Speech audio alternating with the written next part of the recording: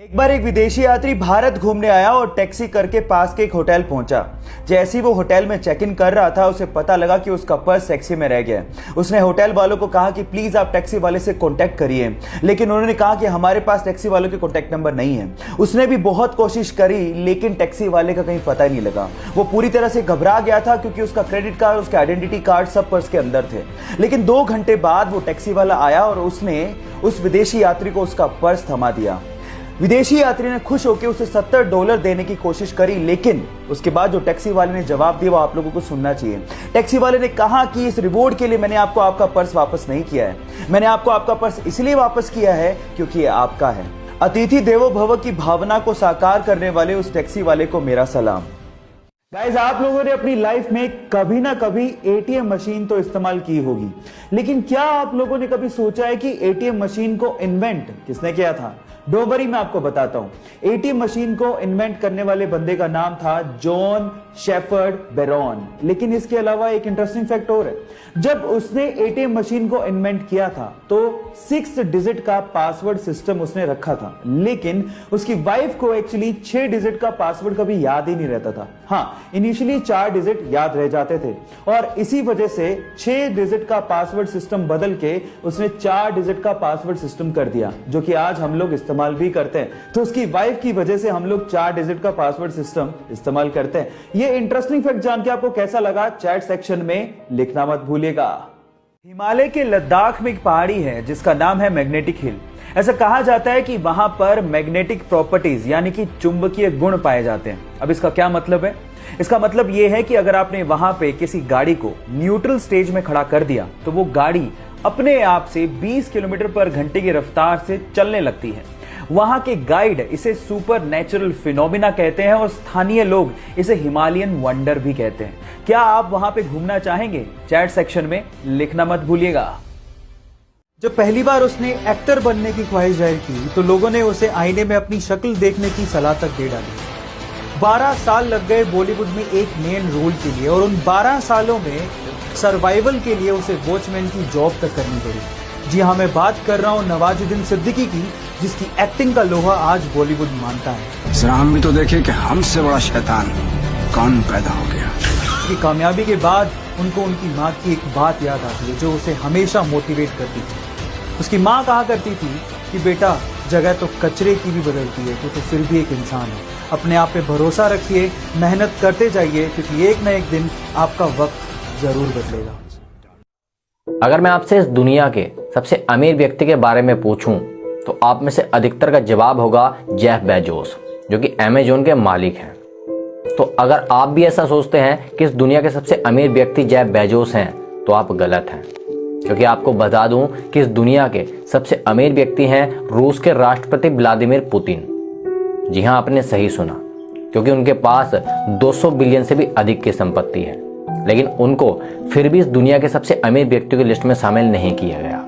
जिसकी वजह दोस्तों ये है क्योंकि फोर्ब्स, जो कि सारे डेटा को एनालिसिस करती है कि इस दुनिया के सबसे अमीर व्यक्ति कौन है, वो इस दुनिया के किसी भी नेता या फिर तानाशाह को इस सूची में शामिल ही नहीं करती। अगर वो इन नेताओं को या फिर तानाशाह को इस सूची में शामिल करती तो व्लादिमीर पुतिन इस दुनिया के सबसे अमीर व्यक्ति होते। जेफ बेजोस दुनिया के सबसे अमीर लोगों में शुमार है इनका नाम। जी हां guys, the richest person on this earth planet. लेकिन इसके बावजूद भी उनका डाउन टू अर्थ नेचर देख के आप लोग हैरान रह जाओगे।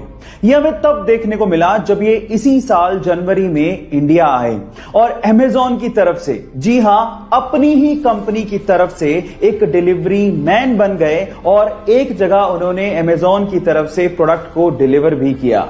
गाइस, अब आप समझ चुके होंगे कि अमेज़न इतनी ऊंचाइयां क्यों छू रही है। जब नेतृत्व ही इतने कमाल का हो तो कंपनी ऊंचाइयां छुएगी ही। आपकी जानकारी के लिए मैं आपको बता देता हूं कि अमेज़न एक ऐसी कंपनी है जो कि कस्टमर सर्विसेज को बहुत ज्यादा तवज्जो देती है और कस्टमर्स को किंग मानती है। ये इंटरेस्टिंग फैक्ट जान के आपको कैसा लगा, चैट सेक्शन में लिखना मत भूलिएगा। माइकल फेलिप्स ने 2008 में पब्लिकली अनाउंस कर दिया कि वो अगले ओलंपिक में 8 गोल्ड मेडल जीत के लाएगा। फिर क्या था, मीडिया ने, लोगों ने उनका मजाक उड़ाना शुरू कर दिया।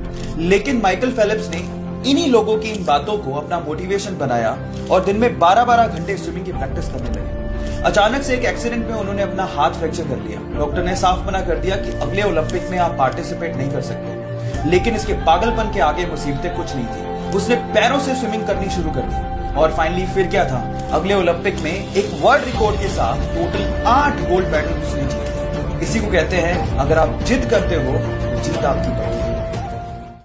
अपने स्ट्रगल के दिनों में वो पेन से अपने ही जूतों पर एडिडास लिखा करती थी।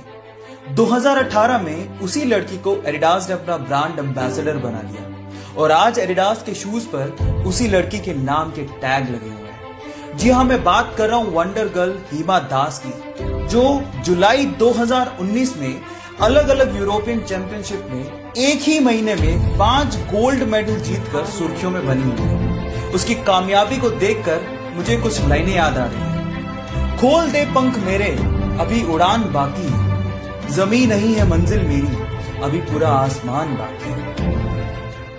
ये बात है 1976 की, जब रोनाल्ड वेन ने स्टीव जॉब को ज्वाइन किया। तब वो एप्पल कंपनी का वन ऑफ द फाउंडर भी था। उसने लोगो भी डिजाइन किया था। इस एवज में उस वक्त उसे एप्पल कंपनी के 10% शेयर दिए गए थे, लेकिन उसे एप्पल कंपनी के फ्यूचर पे विश्वास ही नहीं था। उसे लगा कि एप्पल कंपनी चलेगी नहीं, इसलिए उस वक्त उसने एप्पल के 10% शेयर मात्र $800 में बेच दिए। लेकिन उसे क्या पता था कि एक दिन एप्पल कंपनी दुनिया की सबसे बड़ी और सबसे पहली $1 ट्रिलियन कंपनी बन जाएगी। और अगर आज उसके पास 10% शेयर होते तो आज वो $100 बिलियन यानी कि 70,000 करोड़ रुपए का मालिक होता। कितना बड़ा धोखा हो गया उसके साथ। गाइस, इसीलिए कहते हैं कि जिंदगी में पेशेंस रखने बहुत ज्यादा जरूरी है। क्या पता किस्मत कब अपनी करवट बदल जाए। गाइस, अर्थ पे रहने वाली हर एक स्पीसी को हमारी मदर नेचर ने कुछ ना कुछ खास जरूर दिया है और उसी में से एक है ईगल यानी कि बाज। क्या खास है ईगल में, मैं आपको बताता हूं। चलो कंपैरिजन करते हैं। मान लीजिए कि इंसान के पास बाज की आंखें होती तो क्या होता? तो होता कुछ यूं कि इंसान 10वीं मंजिल से नीचे सड़क पे चलती हुई एक चींटी को भी, जी हां, एक चींटी को भी बड़े आसानी से साफ साफ देख पाता। अब आप अंदाजा लगा सकते हैं कि ईगल की आंखें कितनी ज्यादा शार्प या तेज होती हैं। है ना ये इंटरेस्टिंग फैक्ट? अगर आप राजीव गांधी जब इंडिया के प्राइम मिनिस्टर थे तो वो चाहते थे कि हमारा देश 21वीं सदी का देश बने, लेकिन ये तभी पॉसिबल था जब हमारे पास सुपर कंप्यूटर जैसी टेक्नोलॉजी होती, जो कि उस समय सिर्फ यूएस जैसे विकसित देशों के पास ही थी। तो वो यूएस गए और वहां के प्रेसिडेंट को कहा कि आप हमें ये टेक्नोलॉजी प्रोवाइड कीजिए, लेकिन वहां के प्रेसिडेंट ने साफ मना कर दिया। जब वो भारत वापस आए और भारतीय वैज्ञानिकों को संबोधित कर रहे थे तो वो लिटरली रोने लगे और कहा कि मेरा सपना अधूरा रह गया। तब यहाँ के साइंटिस्ट लोगों ने कहा कि आप हम पे भरोसा क्यों नहीं करते, आप हमें फंड दीजिए, हमें मदद कीजिए, हम आपको सुपर कंप्यूटर बना के देंगे। उसके बाद सीडेक जैसी संस्था ने 3 साल की कड़ी मेहनत के बाद भारत को अपना पहला सुपर कंप्यूटर दिया, जिसका नाम था परम 8000। सो गाइज, यहाँ सीखने लायक बात यह है कि अगर आप बिलीव करो तो इस दुनिया में हर काम पॉसिबल है। So believe in yourself. एक बार किसी रिपोर्टर ने रतन टाटा जी से सवाल पूछा कि सर, आपके रहते हुए एशिया के सबसे अमीर इंसान मुकेश अंबानी जी क्यों हैं? तो उन्होंने बड़ा ही सुलझा हुआ और दिल छू लेने वाला जवाब दिया। उन्होंने कहा कि हम इंडस्ट्रियलिस्ट हैं और मुकेश अंबानी जी बिजनेसमैन हैं। हम ये नहीं चाहते कि इंडिया इकोनॉमिकल सुपर पावर बने, बल्कि हम ये चाहते हैं कि ये देश, ये इंडिया खुशहाल नेशन बने। और इसी सपने को पूरा करने के लिए रतन टाटा जी अपने पैसों का अधिकतर हिस्सा चैरिटी में डोनेट कर देते हैं। आपको रतन टाटा जी का यह ख्याल सुन के कैसा लगा, चैट सेक्शन में लिखना मत भूलिएगा। गाइस, इस वीडियो में जो आपको भेड़ियों की कतार वाला पिक दिख रहा है, उससे आप लीडरशिप क्वालिटी और ग्रुप को कैसे मैनेज किया जाता है वो सीख सकते हैं। इस पिक में आपको जो सबसे पहले 3 भेड़िए दिख रहे हैं वो एक्चुअली सबसे ओल्डेस्ट और सबसे एक्सपीरियंस्ड भेड़िए हैं जो सबसे आगे चल रहे हैं। उनके जस्ट पीछे स्ट्रॉन्ग भेड़िए हैं। अगर आगे से अटैक होता है तो ये स्ट्रॉन्ग भेड़िए उन एक्सपीरियंस्ड भेड़ियों को बचाने का काम करेंगे। उनके जस्ट पीछे भेड़ियों के बच्चे हैं और उन भेड़ियों के बच्चों के पीछे भी स्ट्रॉन्ग भेड़ियों को रखा गया है ताकि इन बच्चों को कुछ भी ना हो सके। और जो सबसे लास्ट में एक भेड़िया आता आपको दिख रहा है वो एक्चुअली इस पूरे ग्रुप का लीडर है, जो पूरे ही ग्रुप का ध्यान रख रहा है ना ये अमेजिंग पिक? गाइस, इस पिक को देख के आपको कैसा लगा चैट सेक्शन में लिखना मत भूलिएगा।